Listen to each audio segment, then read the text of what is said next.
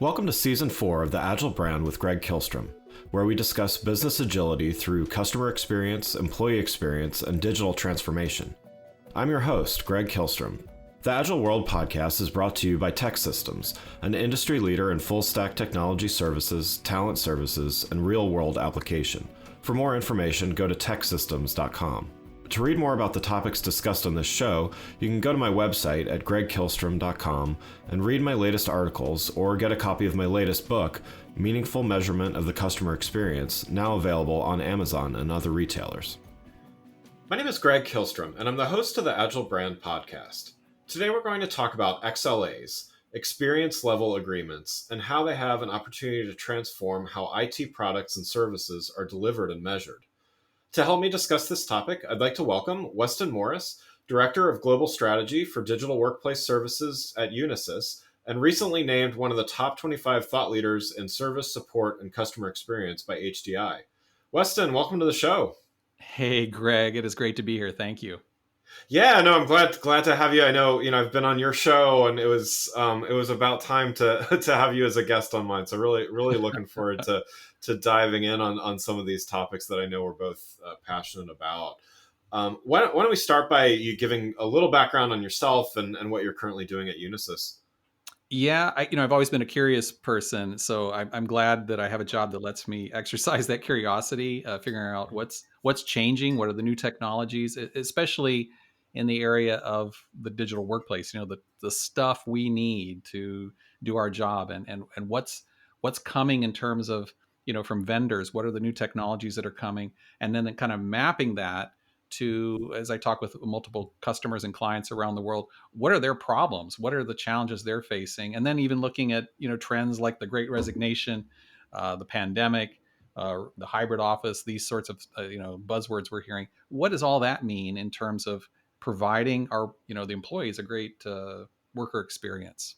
Yeah, definitely. Well, yeah, let's dive in here. And so let's start by giving a brief introduction to XLAs, especially for those less familiar with them. So why don't you just start by explaining to the audience what exactly is an experience level agreement and maybe how they differ from an SLA or a service level agreement? Yeah, and I'm glad you brought that up as a comparison, because I think people conflate the two, and they are related. I mean, you might think of an SLA as very simply, it's a measure of a transaction, and its focus is on the output of that transaction. It's kind of like with blinders on, I'm just looking at a little narrow part of the entire sequence of steps. Whereas an XLA is taking a step back and it's looking at the entire experience. It's really more focused on the outcome as opposed to the individual outputs. I mean, maybe I'll just give you an example. Maybe an SLA that we all might be familiar with is like, if I'm a service desk, average handle time. How long do agents spend on the phone to solve a problem? And historically, the thinking has been, well, shorter is better. It saves money, and in theory, that short average handle time provides a better experience for callers. But really, this measure is creating almost an adversarial relationship between the call center provider and the business. They're all being focused on that SLA. If they miss it, there's a penalty, right? Whereas an XLA might measure the entire experience of callers as they interact with a company. I mean, it doesn't include just that call. It could be, looking on the portal, a chatbot, searching for information. It takes a step back and looks at the entire digital workplace experience. I mean, it could include, how happy am I with my PC, with the apps that I've been given, my onboarding process. And if it's done right, this can result in a partnering relationship instead of an adversarial one between the service provider and the company. I know you did an interview with Lori Dolo just a few weeks back, and you guys talked about patient experience. That's customer experience. An XLA isn't looking at customer experience per se, it's looking at the employee experience, but we all know a great employee experience can lead to a good customer experience. So they're definitely related. Yeah, absolutely. And you touched on this a little bit, but let's, what are some of the things that start to happen when we measure outcomes as XLAs do, in addition to outputs, as SLAs are more apt to do? I think we're probably all familiar with the so-called Hawthorne Effect. Measurement drives behavior. And that's what happens here. I mean, for example, if a business sees that customers are late paying for their orders, they may make a change. They now mandate all salespeople, your commission is now tied to your customers paying on time. And next month, what do we see? One of the salesmen has a perfect record, but all of his customers have paid on time. However, a third of them decided they no longer want to do business with a company that type of cutthroat. So that Right. that behavior isn't the desired outcome. When you measure the wrong thing, it can hurt. And the same thing is true in service providers. Going back to my example of the average handle time, we have seen this number being tweaked lower and lower as a way to drive down cost. And so if I'm an agent and I'm working in a call center or a service desk, and I know that my SLA for average handle time is like 4 minutes, I'm watching that clock. If you're calling me, Greg, and I'm helping you, as it gets close to 4 minutes, you can almost hear my anxiety. Like, okay, we need to close this out, and I'm going to either try to fix it or hand you off at that point to level 2, which might not be instantaneous. It might be level 2 has to call you back. So I've met my SLA, Right. but it's a bad experience for you as a user. Another example might be with CSATs, customer surveys. I called my service provider about a billing error late last year, and it took like 5 calls to get it fixed. But Wow. that last person, oh my goodness, she was so helpful. She was just fabulous. And when I got the CSAT survey, what am I going to do? I'm going to give her a 5, a 1 out of 5 score. Did that reflect my overall experience? Absolutely not. So Yeah. these measures, these SLAs just really don't capture that. So if we take a step back and we start measuring the entire experience that people have in their work, we can even slice and dice it by persona, by business role, by business unit, or by region. And then we can create this XLA. It's a score of experience. And by itself, that isn't that useful. Like, say, I've got this score, I've got all the work to create an XLA, and it's 6.2 last month, and I'm looking at it this month, and it's down to 5.9. Is that bad? By itself, just having this XLA is not useful. You need to have an organization, like an experience management organization, many call it, that are looking at this XLA data, diving deep into it, and asking some questions like what, why, and how. Like, what is this experience? Why is it changing? And then, most importantly, how do I fix it? Yeah. Just think of an example here. We might see, like I just said, the overall XLA dropped in January after people have come back from holiday. Of course, it might just be because they're unhappy to be back at work, but more likely there's Right. something else going on, right? And so an XLA is a number that's created from multiple components. I mean, I call it people happiness, PC happiness, and then a select set of SLAs. So if my experience has dropped, I'm asking the question, what's going on? It dropped. I need to then ask why, and I'm going to dig into these underlying components. Is it a people thing? Is data showing up in the PC happiness? The PC happiness, if I've got a digital experience tool that's collecting data, it might reveal that it's the French team. They're unhappy with the self-service portal. And I might go, that's weird. I mean, if I look back, people have loved the self-service portal. They were just using it up through December. So what happened? I didn't make any change to my self-service portal. At this point, this is where you really need to dig into the rest of the data. The XMO, or the experience management organizations, looking at the XLA, looking at the components, and they may discover that there was a change to Outlook, in December. Yeah. And they updated the knowledge articles in English, but didn't do it in French. It wasn't approved. The change control process didn't approve it. So a standard SLA in this example would rarely let you get to that level of detail, and even better yet, come to a solution. So we can see how an XLA, with all the richness of data that we've got here, and then having this experience management organization, they can quickly see changes in experience. They can fix them, and in this case, even provide insights back to the business and say, you know what, your change control process needs to be tweaked here because that was the underlying problem. How do you look at, or how would you recommend that an organization looks at the relationship between XLAs and SLAs? I think you kind of touched on it with that last example, but they're not mutually exclusive, correct? So how should an organization look at the relationship between both of them? Yeah, I think maybe I'll dig just a little bit deeper into what goes into an XLA, and then that'll help shine a light Yeah. on the SLA part of it. I mentioned it's people happiness. So how do you get that? That's the subjective data you get from your employees, and it can be structured or unstructured. A number based survey, all the way to AI analytics of your Yammer feed, collecting data Right. about how Right. people feel about IT. Um, that is a component. And then there's the PC happiness. And most people are looking at a digital experience management tool like NextThink or One Tachyon or Lakeside or Eternity. And the idea here is if my PC is having a bad day, likely I'm having a bad day as Right. well, Right. right? So those are two components. The third one then is picking select SLAs that actually relate to experience. And clearly, SLAs are still going to be needed. You need them to fine tune your operations. You still need to see how long it takes to package your app. How long does it take to get to 80%, 90%, 100% of your machines being patched, or what is the percentage of my machines who have the latest antivirus signatures? These things, if you're not measuring them, they are important. But my recommendation is to take a step back, look at your SLAs as you move to XLAs, figure out if some of your existing SLAs, like that average handle time, are actually driving negative behavior that is going to cause bad experience.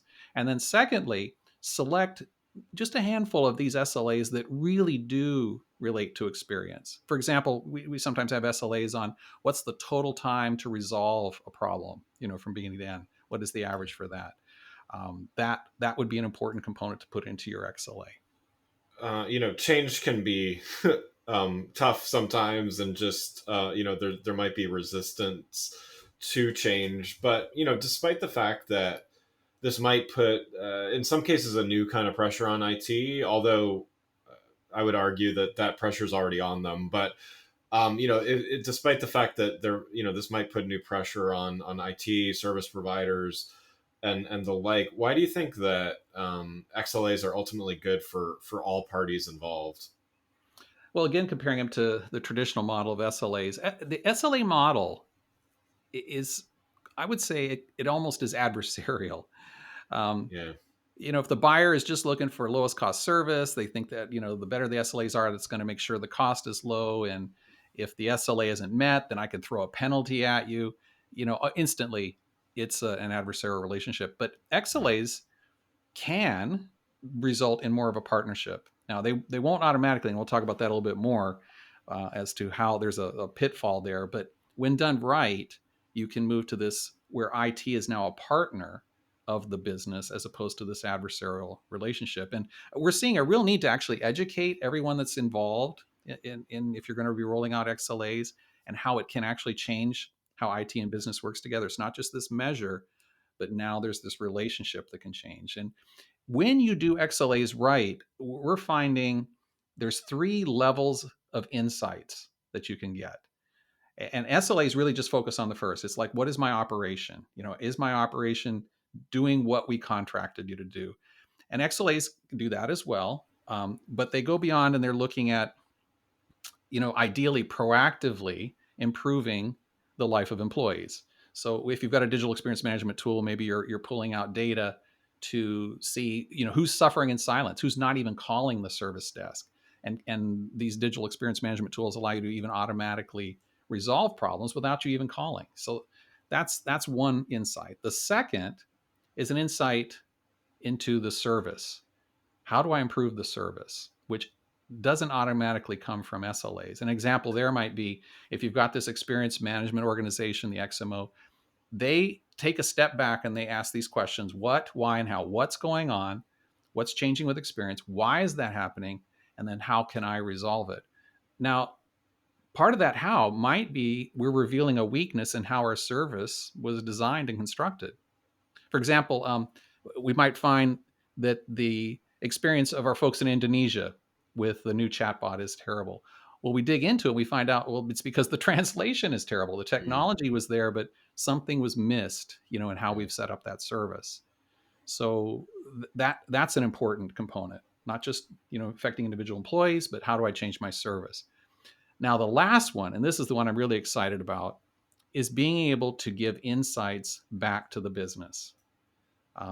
As an example, if I'm a pharmaceutical and I see that my research scientists through XLA data are unhappy, and we dig into it and we see that their equipment's fine, but they've got a problem collaborating with a research team at a university they're partnering with. That collaboration is just terrible. Data is not secure, data gets lost or whatever. We in IT might only be able to fix part of that, but this is an insight that is really important that we share with HR. I mean, this could be an early indicator that this pharma might have a problem retaining or attracting their most valuable employees, their research scientists. We talked with one where they said, their research scientists get a call once a week to walk out the door, go across the street, and go to a competitor and work there. Part of that's money, but part of it is the experience as well. So I think it's a really great opportunity here with XLAs. Absolutely, yeah. Well, let's talk a little bit more about then putting these XLAs into practice. So, what are some common misconceptions or maybe even mistakes that a provider may make in beginning to adopt XLAs? I think we've kind of alluded to one. I'll probably talk about three, but the first one is just the fundamental. What is an XLA? What are the components that go into this? So how do I actually measure experience? The second problem that we're seeing is, well, once I've got this data, like I said, it's 6.9 this week and 6.8 next. So what? It's a number. What does this mean to ROI? How do I get an ROI? That is a big question. How do I get an ROI out of all this investment in measuring experience? But I think the real problem that we're seeing is this barrier, almost I would say, with procurement. Translating this concept of an XLA, even if we figured out how to measure it, what you're going to do with it, into an actual service contract. What's the legal words you put around it? And when you start talking about penalties and things like that, there's this danger of moving to adversarial versus a partnership. And I see that in many cases, procurement doesn't get it. There needs to be an education of the procurement organization to see what we mean by an XLA.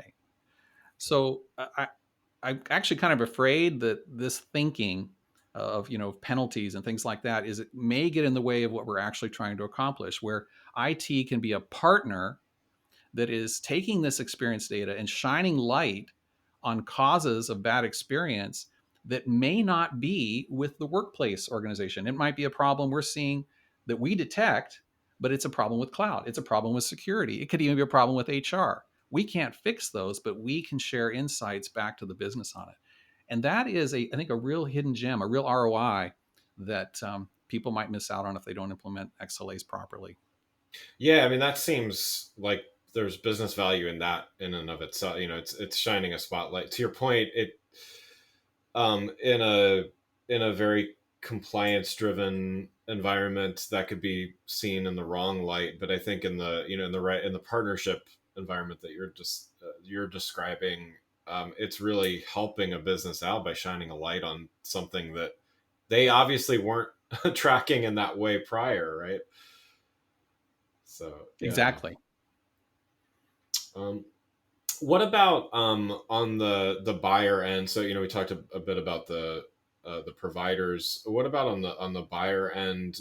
Beyond procurement, maybe what should they be looking for when introducing XLAs into their environment?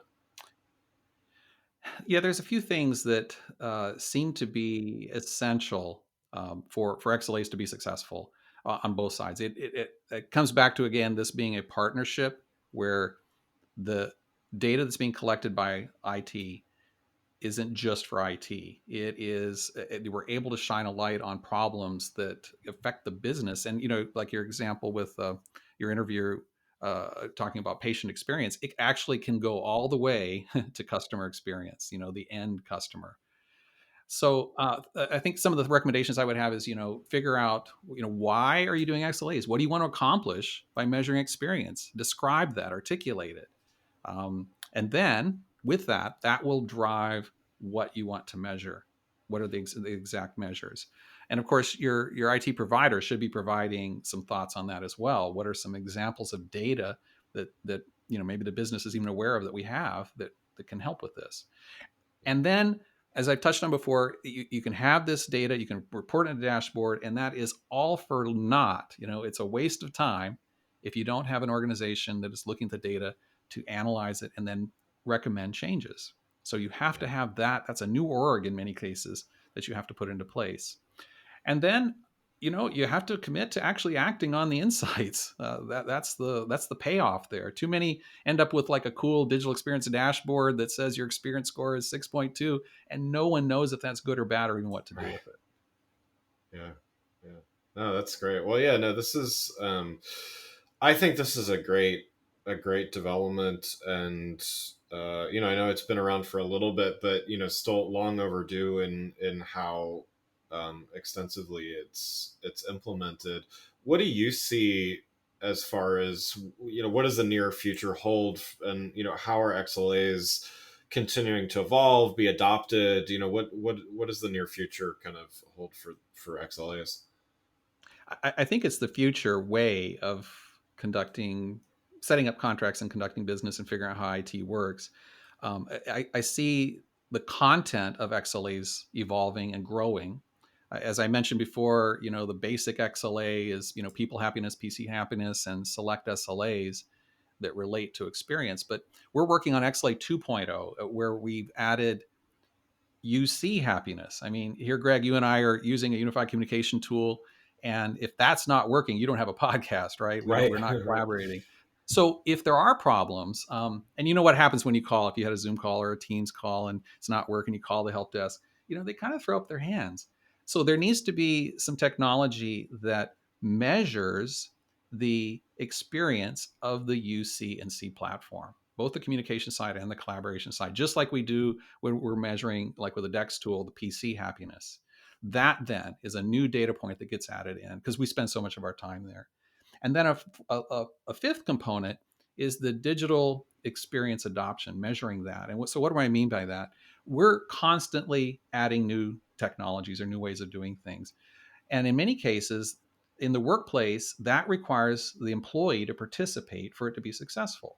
Think for example, if your company goes from a phone-based service desk to chat, if you have the choice of both, are you going to change to chat? If we build it, will they come? Probably not.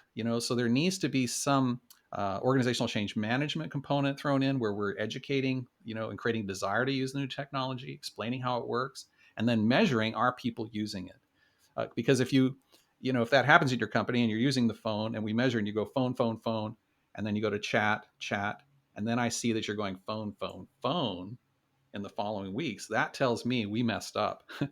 That chat Right. experience must have been bad, or you wouldn't have switched back to the old method. So Yeah. those five components, we see happening in XLA 2.0. Future, I'm seeing exciting stuff like even looking at wellness. We're not saying, that XLAs are going to go all the way into the HR type things, but we're now beginning to be able to collect data on your experience with your digital workplace. Are you spending far too much time in meetings? Are you not having any meetings with your boss? Are you not having downtime? That type of wellness data that's related to the workplace, and that's experience related. As our workplace expands beyond the PC and the smartphone, the tablet, to IoT devices and smart devices, not just in the home but in the office, what is my experience with those? And is that making life better or worse? So measuring that as well. I see the XLAs being refined where we not just look at the experience of the whole population, but refine it by persona or maybe by region or by business unit. And then lastly, I see a stronger connection between measuring employee experience through XLAs and the measures of customer experience and how those tie together. I mean, if we do this right, I think XLAs and experience management, it's really game changing, Greg. Yeah, yeah, I totally agree. This is exciting stuff. Well, for those that want to read up a little bit more on this, or read, watch, listen, what would you recommend they do? Well, I'm not as prolific as you are in your podcast, Greg. I don't know how you crank, this many out and with such quality. It's awesome. But I don't yeah, sleep, but I would. You don't sleep. I suggest people take a listen at my podcast, the Digital Workplace Deep Dive. And there we have been focusing on more than half of the episodes have been around experience and looking at different aspects of it, even the security implications. Also, I'm a host on XLA TV. There's 4 different channels there: The Climb, The New Alchemist, there's XLA Plus, and The New World of Work. Plus, we've got recordings of people with their aha moments. So we have both the vendors that are driving new stuff with experience, and also people, using it in anger, so to speak, and their journey on moving forward with experience management. So those are 2 sources. Wonderful. Yeah, no, I highly recommend both. Great sources for this. Well, Weston, thanks so much for joining the show. For those that want to keep up with what you're doing, what's the best way to connect? Yeah, LinkedIn. Reach out to me on LinkedIn. I'm there, and I love interacting with people. I find that such a great platform for exchanging robust ideas and discussion, especially around experience management. Wonderful. Well, again, I'd like to thank Weston Morris, Director of Global Strategy, Digital Workplace Services at Unisys, for joining the show. Thanks for listening to The Agile Brand with Greg Kihlstrom. Talk with you next week. Thanks again for listening to The Agile Brand with Greg Kihlstrom podcast, brought to you by Tech Systems. If you enjoyed the show, please take a minute to subscribe on your podcast channel of choice and leave us a rating so that others can find the show more easily. You can access more episodes of the show at www.theagilebrand.show. To get a copy of my latest book, Meaningful Measurement of the Customer Experience, visit my website at gregkihlstrom.com. Until next week, stay agile.